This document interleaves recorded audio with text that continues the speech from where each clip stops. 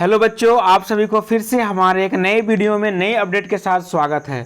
बच्चों, जैसा कि आप हेडिंग में देख रहे हैं, दो टर्म परीक्षा छात्रों के हित में या कोई और खेल। दोस्तों, इसको लेकर विरोध शुरू हो गया। आप लोगों का जो दो टर्म में एग्जाम होगा, तो क्या इसका असर होगा? क्या एग्जाम दो टर्म में नहीं होगा? क्या सिंगल एक टर्म में एग्जाम होगा? क्या है न्यूज, पूरा मामला आप लोगों को बताएंगे। वीडियो को पूरा देखिए, हर एक चीज की जानकारी मिल जाएगी। और चैनल पर पहली बार है सब्सक्राइब जरूर कर दीजिए। आपके जितने सारे दोस्त उनको शेयर जरूर कर दीजिए और एग्जाम की तैयारी अच्छे तरीके से कीजिए। देखिए दोस्तों, क्या यहाँ पर राज्य में 8वीं से 12वीं तक की परीक्षा दो टर्म में होने पर उठ रहे सवाल, परीक्षा से दोगुना खर्च के साथ कई परेशानी। चलिए हर एक न्यूज को हम यहाँ डिटेल में देखते हैं। और आप लोग जो सवाल लगातार पूछ रहे हैं, क्या सर हम लोग का एग्जाम दो टर्म में अब नहीं होगा, क्या सिर्फ एक ही एग्जाम होगा, तो चलिए उसका भी हम आगे जवाब देंगे। देखिए दोस्तों, क्या है, झारखंड में 8वीं से 12वीं तक की परीक्षा दो टर्म में होने जा रही है। छात्रों के हित में है या फिर कुछ और? दावा तो किया जा रहा है कि दो टर्म में परीक्षा देने से परीक्षार्थियों का बोझ कम होगा और एक बार में आधे सिलेबस का आसानी से वही परीक्षा दे सकेंगे। इसमें कोई दो राय नहीं है, ये बिल्कुल सच बात है कि दो टर्म एग्जाम होगा तो बच्चों का बोझ कम होगा, आधा आधा सिलेबस पढ़कर एग्जाम देंगे, जो कि बच्चों के हित में है। लेकिन दो टर्म में परीक्षा होने से सरकार की खर्च भी दोगुना होगा। इससे कमीशन का खेल भी बढ़ेगा। 8वीं से 12वीं में करीब 18 लाख छात्र छात्रा पढ़ते हैं। दो टर्म की परीक्षा के लिए प्रश्न पत्र और उत्तर पुस्तिकाएं दोगुनी करनी होगी। मूल्यांकन में शिक्षकों को दो बार लगाना होगा। परीक्षा केंद्र बनाने होंगे। सुरक्षा के इंतजाम दो बार करने होंगे। इससे खर्च बढ़ेगा। जो खर्च एक परीक्षा में होता वह खर्च दो परीक्षाओं में होगा। दोस्तों, अब खर्च की चिंता हो रही है इन लोगों को कि खर्च, जब मुख्यमंत्री सीधा यहाँ पर 1,90,00,000 का जब गाड़ी खरीदती है तब खर्च का चिंता नहीं होता है। बाकी कामों में जब खर्च होता है तो खर्च का चिंता नहीं होता। यहाँ पर शिक्षा में जब खर्च किया जा रहा है तब खर्च की चिंता हो रही है, जिसमें बच्चों का भविष्य अच्छा होगा, रिजल्ट अच्छा होगा, बच्चे अच्छे से पढ़ेंगे। दो टर्म एग्जाम होगा तो देखिए, यह दो टर्म एग्जाम कितना सार्थक है नहीं, ये आप लोग कमेंट करके बता सकते हो कि दो टर्म एग्जाम सही है या फिर गलत। ठीक है, ये एक है कि बच्चों पर बोझ कम पड़ेगा और साइड इफेक्ट ये है कि बच्चे आधा सिलेबस को पढ़ेंगे और नेक्स्ट हाफ में जब आधा सिलेबस को पढ़ेंगे तो बहुत सारे ये हाफ सिलेबस का भूल चुके होंगे। ठीक है, तो थोड़ा सा डिमेरिट है। लेकिन रिजल्ट की बात करें तो सबसे बढ़िया रिजल्ट इन्हीं दो टर्म एग्जाम में होगा और बच्चे अच्छे से पढ़ेंगे भी, अच्छे से समझ सकेंगे। ठीक है, क्योंकि इसका पैटर्न जो है काफी बढ़िया है। चलिए आगे देखते हैं। क्या बता दें कि झारखंड एकेडमिक काउंसिल ने सीबीएसई की तर्ज पर दो टर्म की परीक्षा लेने का मॉडल अपनाया था। 2021 में इसका निर्णय हुआ। जैसे आप लोग पता है कि 2021 में दो टर्म एग्जाम लिया गया था सीबीएसई द्वारा, लेकिन हालांकि झारखंड बोर्ड अपना लेट रहते के कारण दो टर्म एग्जाम नहीं ले पाया था और दोनों टर्म का एग्जाम एक साथ लिया गया था। तारीख की तय की गई लेकिन परीक्षा नहीं हो सकी। दोनों टर्म की परीक्षा 2022 में एक साथ ली गई। मैट्रिक इंटरमीडिएट के साथ साथ 8वीं 9वीं और 11वीं में इसे लागू किया गया। 2022 के सत्र से स्थिति सामान्य होने के बाद सीबीएसई समेत देश के अन्य बोर्ड जिसने दो टर्म में परीक्षा लेने का मॉडल तय किया था उसे वापस ले लिया। यानी कि दोस्तों, अब पूरे भारत में कोई भी ऐसा बोर्ड नहीं है, सीबीएसई बोर्ड चाहे दूसरा स्टेट बोर्ड, जो दो टर्म एग्जाम होगा। सभी एक सिंगल सा एग्जाम लेगा। Final exam 2023। अब इनकी बोर्ड परीक्षाएं 2023 में एक साथ होंगी। बाकी जितने सारे बोर्ड है 2021-22 में दो टर्म में परीक्षाएं सीबीएसई ने एहतियात लेने का निर्णय लिया था, क्योंकि 2020 में कोरोना की वजह से परीक्षाएं नहीं हो सकी थी।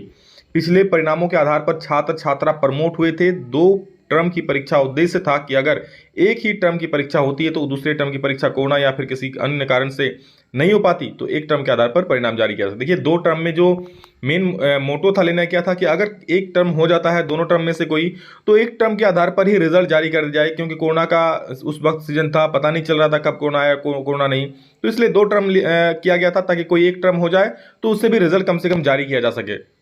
लेकिन अब कोरोना नहीं है इसलिए कहा जा रहा है। अब खर्च की बात हो रही है। जैक के खर्च की नहीं होती ऑडिट। झारखंड एकेडमिक काउंसिल के खर्च की ऑडिट नहीं होती है। जैक को जो राशि मिलती है या आवेदन पत्रों के जरिए जो राशि आती है उसके खर्च का हिसाब किताब नहीं लिया जाता है।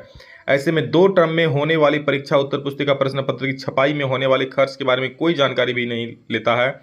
सूत्रों की माने तो जैक में उत्तर पुस्तिकाएं पड़ी हुई हैं और नई के लिए छपाई की प्रक्रिया चल रही है। पढ़ाई होगी प्रभावित। और क्या डिमेरिट बताया जा रहा है कि पढ़ाई होगा प्रभावित। देखिए, पहले टर्म की परीक्षा के बाद उसकी उत्तर पुस्तिका जांचने में शिक्षकों को लगाया जाएगा। जिन स्कूलों को मूल्यांकन केंद्र बनाया जाएगा और जहां के शिक्षक इस कार्य में लगेंगे वहां की पढ़ाई प्रभावित होगी। मतलब बताया जा रहा है कि जहां, देखिए, जिन स्कूलों में आप लोग का एग्जाम सेंटर बनाया जाएगा और जहां के जो शिक्षक और मूल्यांकन कार्य मिलेंगे वहां की पढ़ाई बाधित होगी। इससे दूसरे टर्म के सिलेबस पूरा करना शिक्षकों की चुनौती होगी। और ऐसे भी झारखंड बोर्ड में कौन सा साल है कि झारखंड में सिलेबस कंप्लीट हुआ है, झारखंड बोर्ड के बच्चे स्कूल की पढ़ाई के भरोसे एग्जाम देने जाते हैं। और ये सच बात है तो कमेंट करके जरूर बताइए। हाँ, कुछ स्कूल होंगे जहाँ पर अच्छे टीचर शिक्षक होंगे जो पढ़ाना जिम्मेवारी समझते हैं और पढ़ाते हैं, लेकिन शिक्षकों को पढ़ाने के अलावा इतने काम ही सौंप दिया जाता है कि वो लोग ढंग से पढ़ा नहीं पाते हैं। ठीक है, ऑफिशियल काम के लिए कलर को ना रखकर टीचर को सौंप दिया जाता है, तो इसलिए शिक्षक अच्छे से पढ़ा नहीं पाते हैं। और भी बहुत सारे कारण हैं। शिक्षकों को मूल्यांकन के लिए 2 बार प्रति उत्तर पुस्तिका के साथ साथ यात्रा और ठहराव भत्ता देना होगा। ये सारा बात यहाँ पर बताया गया है कि 2 बार एग्जाम लेने में क्या यहाँ पर आप लोगों का जो खर्च आएगा, क्या डिमेरिट है। आगे देखिए, अब जो मेन बात सुशील कुमार राय पूर्व सचिव जैक क्या कह रहे हैं। देखिए, परीक्षार्थियों को परीक्षा का दबाव आधा हो जाएगा, लेकिन सरकार का खर्च 2 गुना हो जाएगा। अगर आगे इस मॉडल में बदलाव हुआ तो अगली क्लास में छात्र दबाव में आ जाएंगे। ठीक है, अगली क्लास में दबाव मतलब क्या, टाइम नहीं मिलेगा इसलिए दबाव में आ जाएंगे। और सबसे बड़ी बात देखिए, जगन्नाथ महतो जो शिक्षा मंत्री है क्या कह रहे हैं। कोरोना में ही 2 टर्म में परीक्षा लेने का निर्णय लिया गया था। अन्य बोर्ड अगर 1 टर्म में परीक्षा ले रहे हैं तो दिखवा लेते हैं। अधिकारियों संग बातचीत कर जल्द फैसला लेंगे। ठीक है, यहाँ पर एक कह सकते हैं पूर्ण विराम नहीं, आधा विराम लगा दिया गया है, क्योंकि जगन्नाथ महतो का ये वाला बात कि कोरोना में ही सिर्फ 2 टर्म में परीक्षा लेने का निर्णय लिया गया था। अब तक मंत्री जी को पता ही नहीं था कि 2 टर्म में एग्जाम होने जा रहा है। अभी फॉर्म फिलअप हो रहा है, 2 टर्म का घोषणा हो चुका है। आज से 1 महीना पहले 2 टर्म का सिलेबस जारी हो चुका है। और विरोध कब हो रहा है, एग्जाम से ठीक 1 से 1.5 महीना पहले। चलिए, झारखंड बोर्ड तो सुतता ही है, लेकिन क्या आप लोग जो शिक्षक इसका विरोध कर रहे हैं या फिर जो मंत्री अभी ये जो बात बोल रहे हैं, उनको जरा सा भी जानकारी नहीं था? क्या कोई विरोध करेगा तभी इस पर जानकारी होगा? ठीक है, ये बहुत बड़ा सवाल है शिक्षा पर कि झारखंड के शिक्षा मंत्री को पता नहीं है। ठीक है, झारखंड के शिक्षा मंत्री को पता नहीं है कि हाँ इस प्रकार से एग्जाम होने वाला है। यहाँ देखिए, क्या अधिकारियों संग बातचीत कर फैसला लेंगे, जो भी फैसला आएगा आप लोग बताया जाएगा। और यहाँ देखिए, 18 अक्टूबर को राजभवन के समक्ष देंगे धरना, इस पर हम बात करेंगे। लेकिन उससे पहले इस परीक्षा के फायदे और नुकसान के बारे में सुन लीजिए क्या कहा जा रहा है। कि फायदा क्या है, आधे सिलेबस पढ़ 2 बार परीक्षा देनी होगी, ये फायदा है। परीक्षार्थियों में परीक्षा का दबाव कम होगा, ये भी फायदा है। पहले टर्म में ज़्यादा प्रश्न ऑब्जेक्टिव होंगे, ये यहाँ पर गलत, शायद इनको दोनों टर्म का आइडिया नहीं होगा। दोनों टर्म सेम है, जिस प्रकार का पहला टर्म का पैटर्न है सेम टू सेम दूसरा टर्म का भी पैटर्न यहाँ पर किया गया है। दूसरे में ऑब्जेक्टिव और सब्जेक्टिव सवाल होंगे। ठीक है, यहाँ पर ये दोनों ऑप्शन गलत दिया गया है, क्योंकि फर्स्ट टर्म सेकंड टर्म दोनों का सिलेबस सेम है, दोनों में ऑब्जेक्टिव सब्जेक्टिव समान रूप से रहेंगे।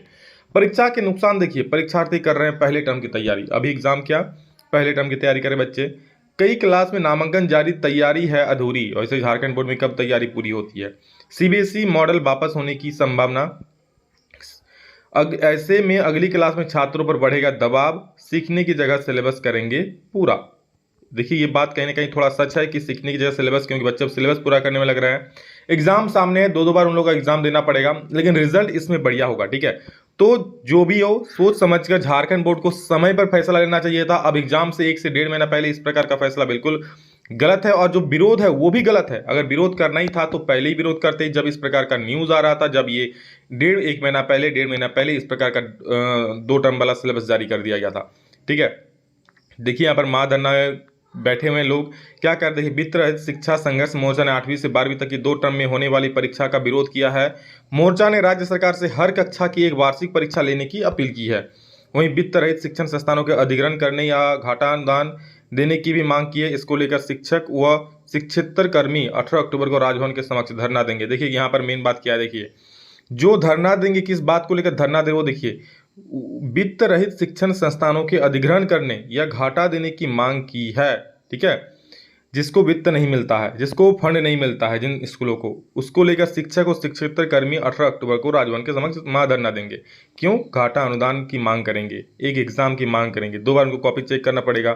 ठीक है, रांची के सर्वोदय बाल निकेतन उच्च विद्यालय में मंगलवार को मोर्चा की राज्य स्तरीय बैठक में उप निर्णय लिया गया। बैठक में वित्त रहित शिक्षण संस्थानों के प्राचार्य और आंदोलन की रूपरेखा तय की।